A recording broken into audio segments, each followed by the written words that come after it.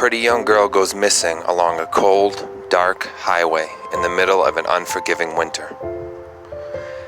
The last man known to make contact with her that night acts erratically, changes his story, fails to make eye contact during an on-camera interview, fails a lie detector test, and moves away not long after.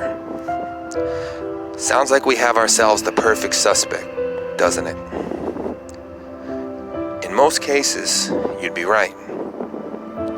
But in the Maura Murray case, a perfect storm of oddities, mixed in with inept police work, managed to let all the aforementioned slip by while the world focused on everyone but the person statistics alone would have told the seasoned detective to take a much harder look at.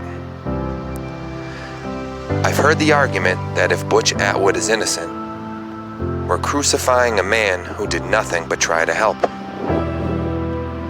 I make the argument that if he's only trying to help, then help. Because the Murray family's need for answers outweighs your inconvenience. So to those who ask, what if he is innocent? I ask, what if, just what if, he is guilty? These are the top 5 clues that point to Butch Atwood being responsible for the death of Maura Murray.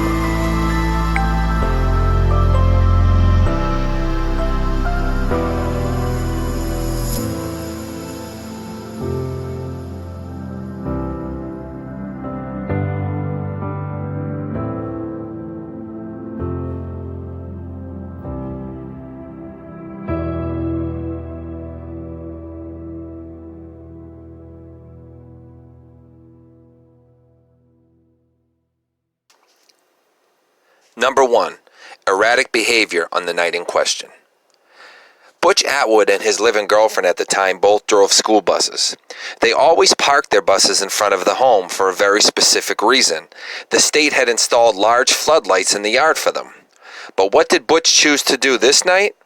Back his bus into the driveway in the shadows against the home. His reason for this was twofold. He claims it was to keep an eye on Maura until the police arrived and to get some paperwork done on the bus. The problem is, he would have had a clear view from his normal parking spot, and he didn't from where he backed it in. Trees, shrubs, and bushes were in the way.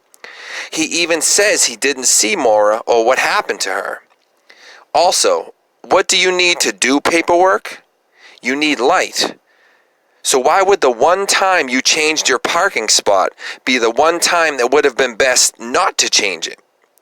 It's odd enough to sit in 12-degree weather doing paperwork instead of taking it into the warm house, but to park away from the state-installed light to do paperwork, and to park behind trees to keep an eye on somebody who you would have been able to see from your normal spot, doesn't show that you were looking for something. It shows you were hiding something.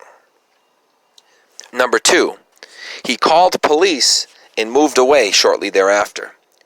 Statistics over the years tell us that perpetrators of a crime often show up at the scene, talk to police, and make their way into the investigation in any way they can in an attempt to find out what police know and to try to exert control over the situation. They also have a tendency to move away from the crime scene when it's all said and done. Butch did both of these things. And he didn't move down the street. He moves from New Hampshire to Florida, about 1,500 miles away. Number 3, some liquor taken, some left. Maura was known to favor Kahlua. This is among the liquor she bought soon before her crash and was not accounted for in her car afterwards, so we know she took it out of the car when she left it. Due to the crash, the wine she had bought broke and spilled all over the car. This left Maura with 3 categories of liquor in her car: a broken wine bottle that had spilled, an open Kahlua bottle she was drinking from, and a 6-pack of cans that I believe were Seagrams. This is an important and overlooked detail that can help us get into her mindset. If she planned to just abandon the car until morning, the smart thing to do would have been to take all of the liquor with her or to stash it in the woods. So that way, if the cops happened upon the car, which she obviously were worried that they would do, they would have looked inside and saw no liquor. It also would have been smart, of course, to lock the car so that they couldn't smell it. So if they were to come along the car, flash the lights in, they don't see any liquor. She took only the open liquor out of the car. So what could this possibly mean?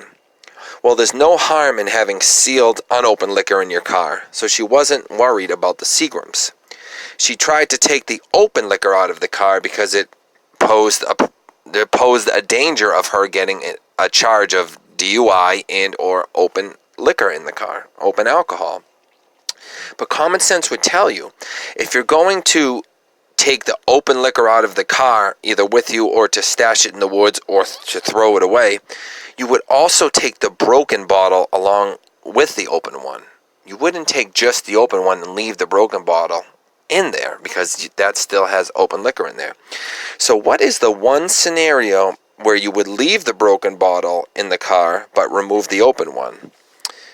The one scenario where that makes sense is if you were transferring it from your vehicle to another in a rush, but the owner wouldn't allow the broken bottle because it was going to spill and get liquor all over his car or bus.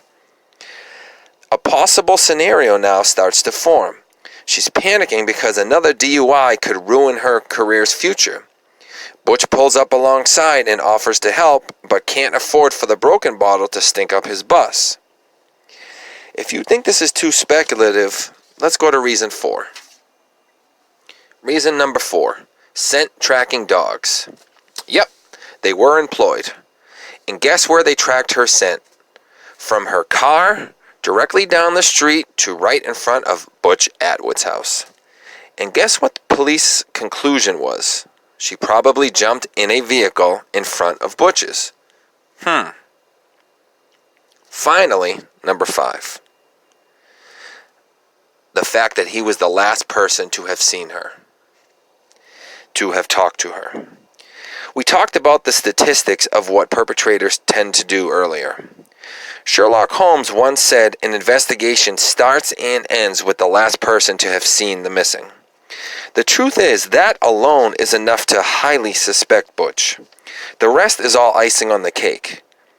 The only other person that is even close to as likely to be responsible for this is her boyfriend at the time, Billy Rausch. And honestly, by all accounts, he seems to be an abusive womanizer capable of this.